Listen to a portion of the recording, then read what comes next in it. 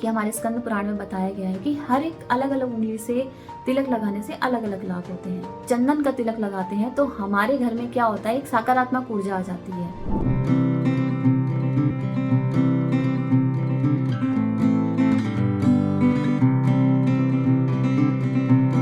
हरे कृष्णा, कैसे हैं सब? आई होप कि आप सब बहुत अच्छे होंगे। तो welcome back to my channel और मैं आपकी दोस्त नेहा।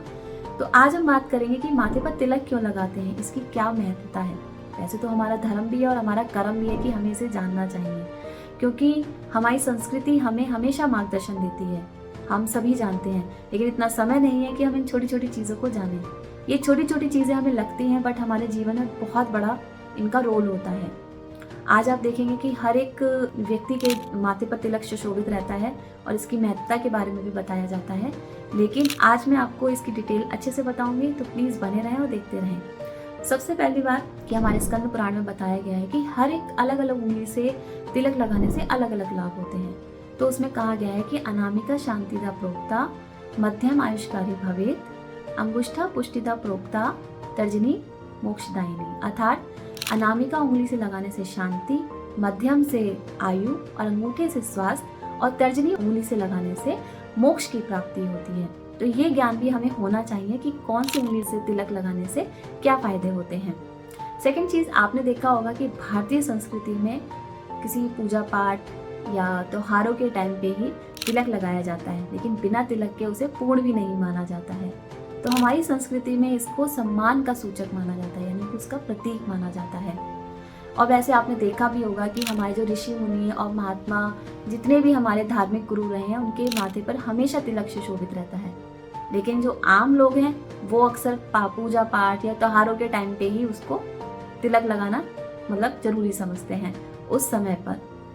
तो वैसे तो इसे हमें हमारी संस्कृति का एक अभिन्न अंग माना जाता है, क्योंकि जब भी हम चंदन का तिलक लगाते हैं तो हमारे घर में क्या होता है, एक सकारात्मक ऊर्जा आ जाती है। एक आप देखते हैं ना, जब माथे पर तिलक लगाते हैं चंदन का तो एक ठंडक सी महसूस देती है, मन शांत हो जाता है। तो उससे क्या होता है कि एक सकारात्मक ऊर्जा हमारे अंदर आती है। तो उससे क्या होता है, हमारे मन में जो विचार हैं वो बहुत ही अच्छे आने लगते हैं। तो जब विचार हमारे अच्छे होते हैं तो उससे जो कार्य करने की जो क्षमता है वो कई गुना बढ़ जाती है। तो वैसे तो कहते हैं कि नकारात्मक ऊर्जा जो होती है वो दूर हो जाती है और साथ ही साथ हमारे पाप भी नष्ट हो जाते हैं। तो आप देख सकते हैं कि कितने सारे लाभ हैं इन सबको। मतलब हम छोटी छोटी चीज़ों को, अपने जो रिचुअल्स हैं जो हम यूज़ अपने जीवन में उतारते हैं, तो उससे बहुत फायदे होते हैं। वैसे तो सनातन धर्म में भी एक चीज़ बताई गई है। वैसे तो तिलक को बहुत महत्वता दी जाती है हमारे सनातन धर्म में, लेकिन एक चीज़ उन्होंने बताई है कि जब एक व्यक्ति अपने मालिक के घर को सजाता संवारता है तो मालिक क्या होता है, खुश हो जाता है। उसी तरह जो हमारा शरीर है हमारे मालिक भगवान कृष्ण का है, जिसको जब हम तिलक लगाते हैं तो हमारे भगवान कृष्ण क्या होते हैं, प्रसन्न होते हैं। और इससे हमें ये याद दिलाने में मदद मिलती है कि हम भगवान कृष्ण के हैं। और जब हम तिलक लगाते हैं तो और लोग भी देखते हैं तो उनके मन में भी एक सकारात्मक ऊर्जा आती है। तो जब भी हम तिलक लगाते हैं तो भगवान हमारी हर रूप में हर तरह से रक्षा करते हैं। तो इस पर श्री प्रभुपाद जी ने अपने एक शिष्य का नाम तिलकदासी रखा था। तो उन्होंने उसको बताया था कि तिलक का अर्थ होता है विजय का प्रतीक। तो कितनी बड़ी बात है जो हमें नहीं पता, लेकिन हमें जब पता होती है तो उसको हमें अपने जीवन में उतारना चाहिए। तो ये तो हो गया हमारा धार्मिक तरीके से इसका महत्व। अब हम जानते हैं योग के द्वारा हम कैसे इसकी महत्वता को और बढ़ा सकते हैं। आपने देखा है जो हमारी सुषुम्ना नाड़ी होती है, ईड़ा और पिंगला, उसका केंद्र बिंदु होता है हमारा ये दोनों आईब्रोज के बीच में, और इसे आज्ञा चक्र भी कहते हैं। और जब हमारा आज्ञा चक्र जागृत हो जाता है तो हमारे अंदर का जो तेज है, जो तेज होता है वो बढ़ जाता है, और हमारी जो एक होती है ना दृष्टि होती है वो दूरगामी हो जाती है। तो जब भी हम ध्यान या प्राणायाम करते हैं तो अक्सर आपने देखा होगा कि हमारे यहाँ पे एक विजुअलाइजेशन होने लगता है, एक्टिव होने लगता है। यहाँ पे कई लोगों को उस चीज़ का फील आता है, कुछ वाइब्रेशन सी हो रही है। तो ध्यान के द्वारा आप इस आज्ञा चक्र को जागृत कर सकते हैं, और इसको त्रिनेत्र और दिव्य नेत्र के रूप में भी सम्मान दिया जाता है। तो ये तो हो गया हमारा योग के द्वारा।